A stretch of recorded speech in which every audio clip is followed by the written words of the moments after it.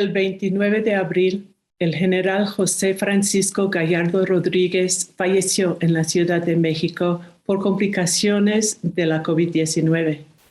Reconocido por su valentía y desempeño en múltiples ocasiones, el general Gallardo tuvo una brillante carrera en el ejército mexicano.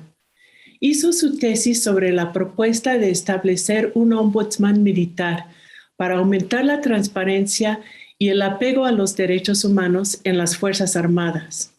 Por ese hecho, fue encarcelado el 9 de noviembre de 1993 y pasó casi 10 años en prisión. Ahí vio de cerca la corrupción al interior del cuerpo militar.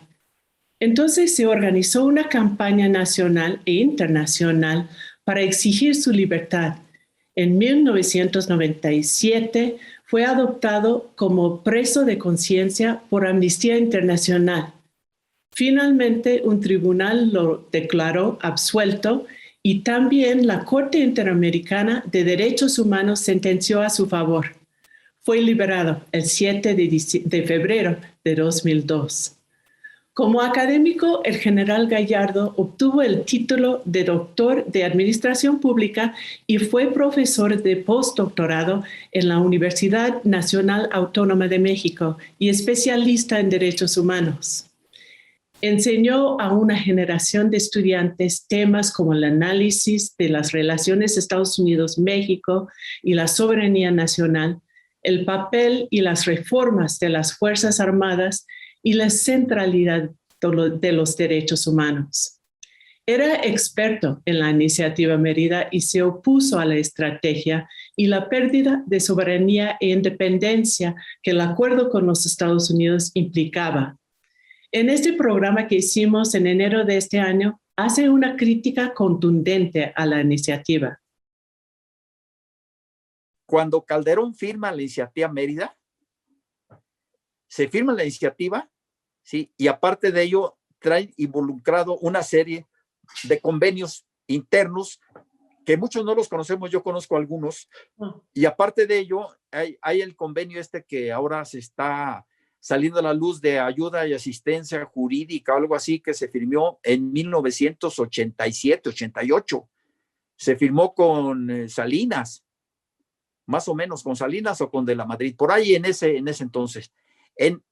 Todos esos convenios someten a México a los intereses de Estados Unidos, por un lado. Y por otro lado, cuando se firma la Iniciativa Mérida, en donde se declara la jurisdicción de seguridad interior de Estados Unidos, que abarca México y parte de Centroamérica, ahí en ese tratado se está cediendo el territorio nacional para asuntos de orden interno de Estados Unidos, por un lado. Y por otro lado, y lo más grave, lo que yo veo, es que esa Iniciativa Mérida, el presidente de México, Felipe Calderón, junto con el Congreso, sometieron al ejército a los mandos militares del Pentágono y subordinaron a la cúpula militar mexicana a los mandos del Pentágono. Tuve la gran fortuna de conocer al general Gallardo en el marco de esta posición crítica que ambos compartimos. Fue un encuentro político e intelectual inesperado, la feminista y el general del ejército. Pero esta es una caracterización superficial. Me impresionó su compromiso, su claridad y su calidad humana. Hicimos algunas giras juntos para hablar en los Estados Unidos sobre la guerra contra el narcotráfico en México, sobre derechos humanos y relaciones bilaterales. Viajar con el general fue un honor y una pesadilla. No hubo un solo aeropuerto que pasáramos sin que lo llevaran al interrogatorio. Su compromiso con la verdad lo había dejado en las listas negras de las autoridades. Por otro lado, la gente reconocía en su presencia que estaba frente a un defensor de derechos humanos auténtico, incansable e incorruptible. Por eso mismo las autoridades lo hostigaban y lo trataban como un sospechoso. Formado en la disciplina militar, él no se sometió a la autoridad ilegítima. Creía en las Fuerzas Armadas y la necesidad de restringir su actuación a su mandato constitucional. Lo que criticaba fue su participación en tareas de seguridad pública y su formación y uso con lógicas y intereses ajenos a la protección del pueblo mexicano. Veamos. Y esto se agrava, ¿por qué? Porque muchos de estos militares, que son los altos mandos, han hecho adoctrinamiento en el Comando Norte, en la Escuela de las Américas. Entonces ellos responden a otra situación, están viviendo en un México que no existe.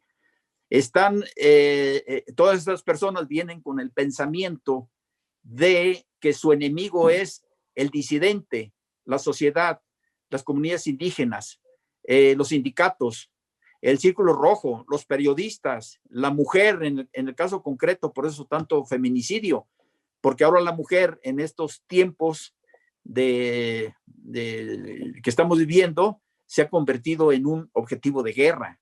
A la hora que quieran retomarlo, ya no van a poder hacerlo. ¿Por qué? Porque es muy fácil sacar al ejército de sus cuarteles, pero es muy difícil regresarlos. ¿Por qué? Porque ya están en otro territorio, están con otras situaciones. Ahora tenemos generales empresarios, tenemos generales metidos en la construcción de aeropuertos, de la administración de aduanas, de la administración de los puertos, etcétera, etcétera. El general Gallardo desarrolló un análisis profundo de la seguridad nacional a partir de sus estudios y de sus experiencias directas.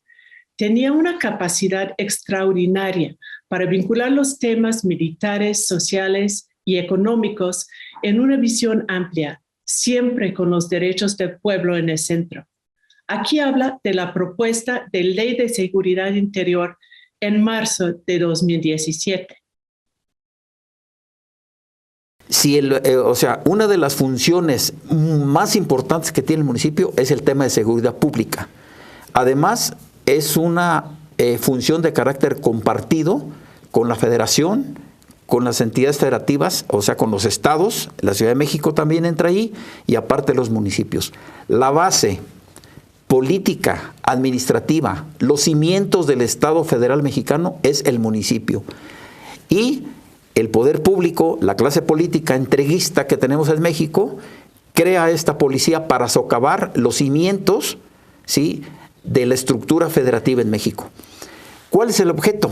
Si se le quita esa función al municipio, la última valladad de resistencia para impedir que las transnacionales y el gran capital se apodere de los recursos naturales, del petróleo, del oro, de la plata, etcétera, son los pueblos, son los municipios. ¿Cómo van a impedir esto? Pues teniendo una intervención directa federal, con la Policía Federal, con el Ejército y con la Marina.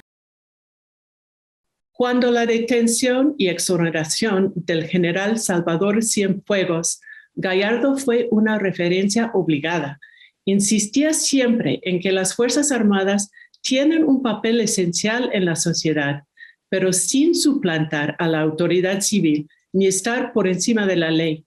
Aquí nos explica el desequilibrio de poderes que veía en el caso Cienfuegos.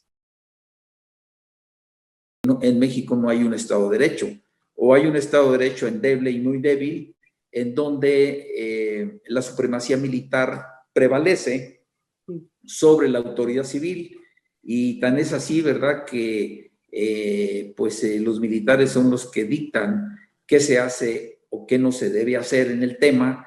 Y bueno, aquí hubiera sido un encubrimiento y una, digamos, prevención sobre el tema que estamos tocando. Eso es a grandes rasgos. Ahora nos deja su gran conocimiento que compartió como profesor, comentarista y defensor, para que estemos más informados y con mayor capacidad de indignación. Nos deja su gran compromiso con la justicia social, para que redoblemos lo nuestro. Hace falta su voz en estos momentos críticos. Hace falta su honestidad y su valentía para defender los derechos humanos hasta en el seno de las Fuerzas Armadas y para no dejar de criticar a toda acción contraria al pleno respeto de tales derechos. Hace falta su conocimiento, su análisis y su ejemplo. Recordamos aquí sus palabras porque el mejor homenaje, la mejor manera de garantizar su legado histórico después de su trágica muerte es seguir en el camino que él trazó, de defender la soberanía nacional y los derechos humanos de toda la gente y en todos los ámbitos. A pesar de su ausencia física, que nos duele profundamente, sigue entre nosotros, ahora y siempre. General José Francisco Gallardo, presente.